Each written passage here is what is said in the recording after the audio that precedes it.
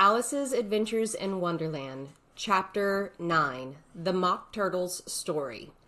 "You can't think how glad I am to see you again, you dear old thing," said the Duchess as she tucked her arm affectionately into Alice's, and they walked off together. Alice was very glad to find her in such a pleasant temper, and thought to herself that perhaps it was only the pepper that had made her so savage when they met in the kitchen. "When I'm a duchess," she said to herself, not in a very hopeful tone, though, "I won't have any pepper in my kitchen at all. Soup does very well without. Maybe it's always pepper that makes people hot-tempered." She went on, very much pleased at having found out a new kind of rule. "And vinegar that makes them sour, and chamomile that makes them bitter, and barley sugar, and such things that make children sweet-tempered. I only wish people knew that. Then they wouldn't be so stingy about it, you know." She had quite forgotten the Duchess by this time, and was a little startled when she heard her voice close to her ear. "You're thinking about something, my dear, and that makes you forget to talk. I can't tell you just now what the moral of that is, but I shall remember it in a bit." "Perhaps there isn't one," Alice ventured to remark. "Tut, tut, child," said the Duchess.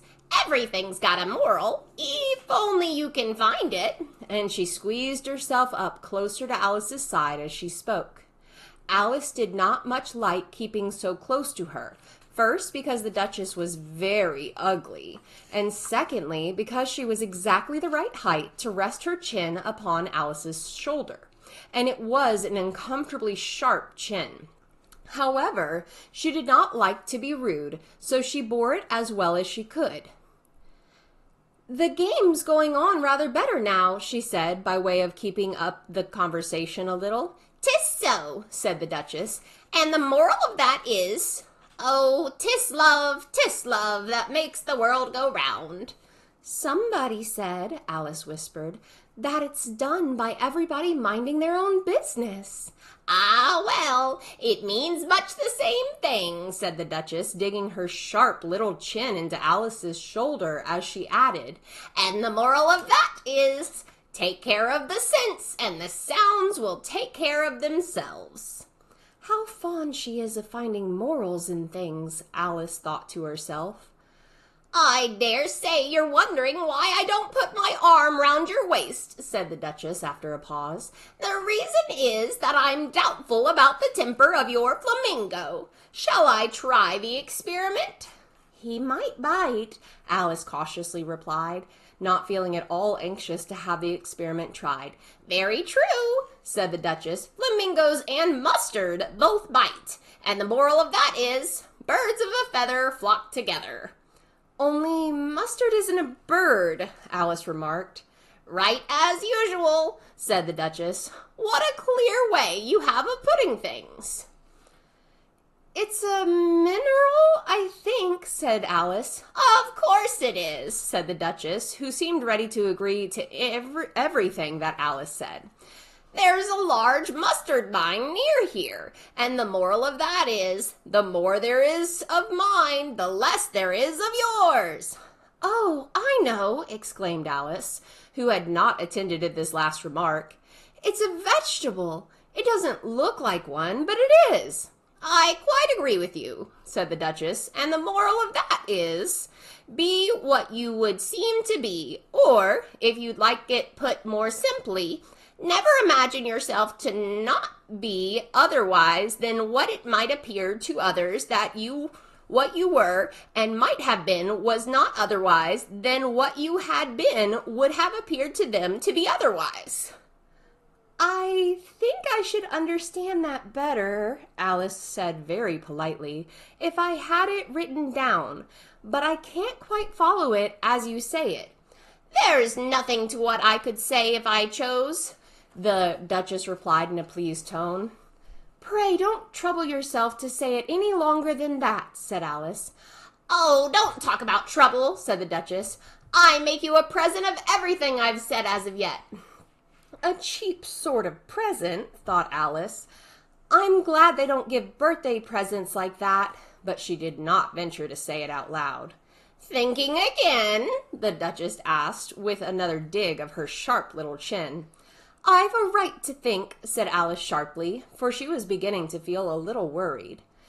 Just about as much right, said the Duchess, as pigs have to fly, and the... But here, to Alice's great surprise, the Duchess's voice died away, even in the middle of her favorite word, moral, and the arm that was linked into hers began to tremble. Alice looked up, and there stood the Queen in front of them, with her arms folded, frowning like a thunderstorm.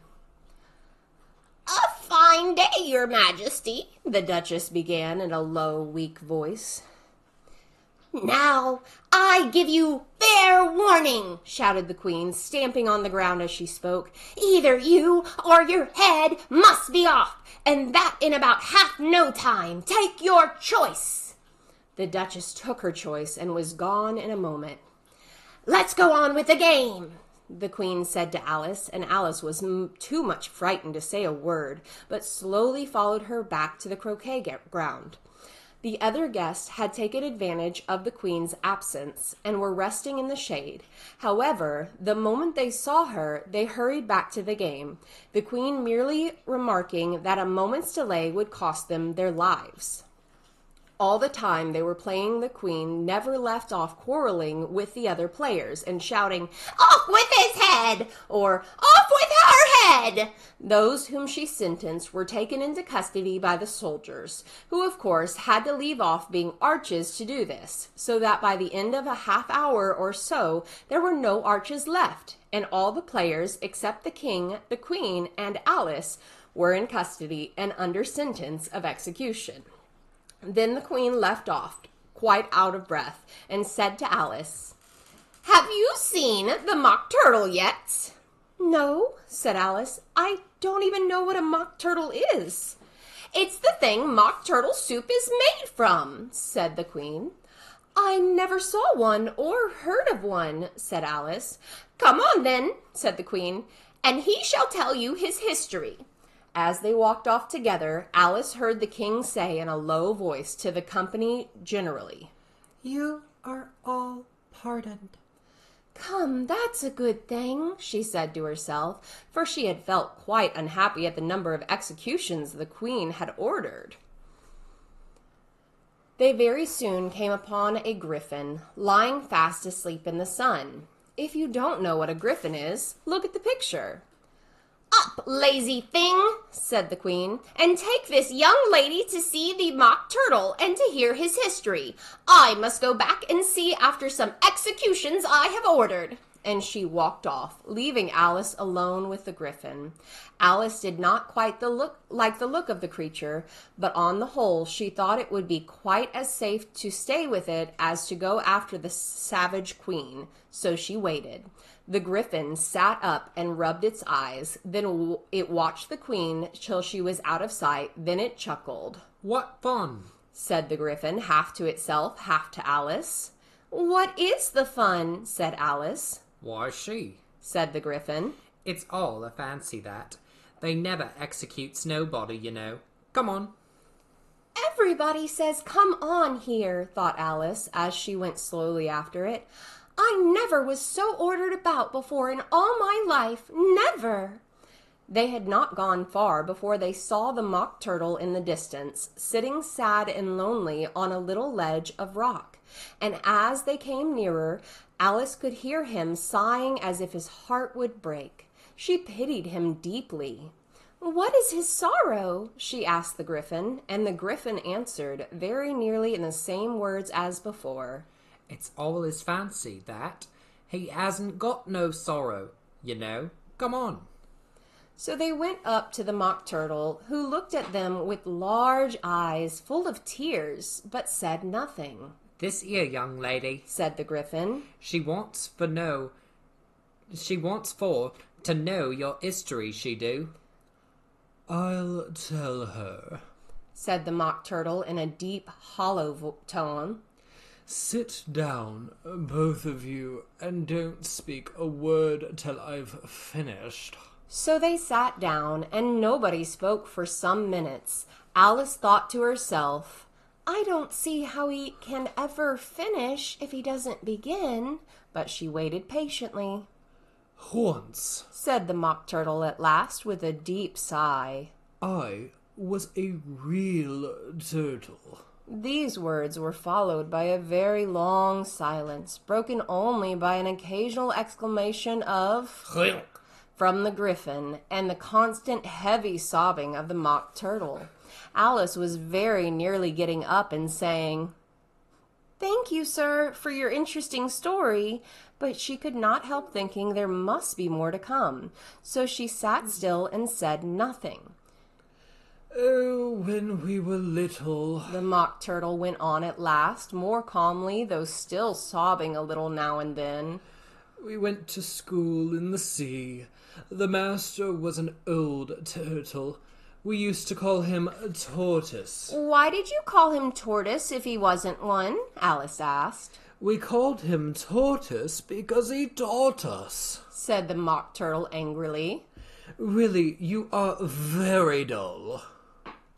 You ought to be ashamed of yourself for asking such a simple question, Added the Griffin, and then they both sat silent and looked at poor Alice, who felt ready to sink into the earth. At last the Griffin said to the Mock Turtle, Drive on, old fellow. Don't be all day about it. Yes, we went to the school in the sea, though you mayn't believe it. "I never said I didn't," interrupted Alice. You did. Said the Mock Turtle. Hold your tongue. Added the Griffin before Alice could speak again. The Mock Turtle went on. We had the best of educations. In fact, we went to school every day. "I've been to a day school too," said Alice. "You needn't be so proud as all that." With extras? Asked the Mock Turtle a little anxiously. "Yes," said Alice, "we learned French and music." And washing? Said the Mock Turtle. "Certainly not," said Alice indignantly. Ah! Then yours wasn't a really good school. Said the Mock Turtle in a tone of great relief. Now, at ours, they had at the end of the bill French, music, and washing. Extra. "You couldn't have wanted it much," said Alice, "living at the bottom of the sea." I couldn't afford to learn it. Said the Mock Turtle with a sigh. I only took the regular course. "What was that?" inquired Alice. Reeling and writhing, of course, to begin with. The Mock Turtle replied. And then the different branches of arithmetic, ambition, distraction, uglification, and derision. "I never heard of uglification," Alice ventured to say. "What is it?" The Griffin lifted up both its paws in surprise. Never heard of uglifying? It exclaimed. You know what to beautify is, I suppose. "Yes," said Alice doubtfully. "It means to make anything prettier?" Well then, The Griffin went on. if you don't know what to uglify is, you are a simpleton. Alice did not feel encouraged to ask any more questions about it, so she turned to the Mock Turtle and said, "What else had you to learn?" Well, there was mystery. The Mock Turtle replied, counting off the subjects on his flappers.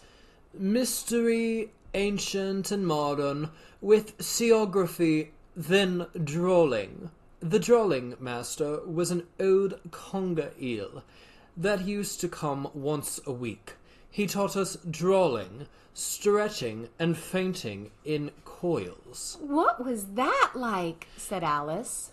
Well, I can't show it to you myself. The Mock Turtle said. I'm too stiff, and the Griffin never learnt it. Hadn't time. Said the Griffin. I went to the classical master, though. He was an old crab, he was. I never went to him. The Mock Turtle said with a sigh. He taught laughing and grief, they used to say. So he did, Said the Griffin, sighing in his turn, and both creatures hid their faces in their paws. "And how many hours a day did you do lessons?" said Alice in a hurry to change the subject. 10 hours the first day, said the Mock Turtle. 9 the next, and so on. What a curious plan, exclaimed Alice. That's the reason they're called lessons. The Gryphon remarked. Because they lessen from day to day. This was quite a new idea to Alice, and she thought it over a little before she made her next remark. Then the 11th day must have been a holiday? Of course it was, said the Mock Turtle. And how did you manage on the 12th? Alice went on eagerly. That's enough about lessons. The Gryphon interrupted in a very decided tone. Tell us something about the games now.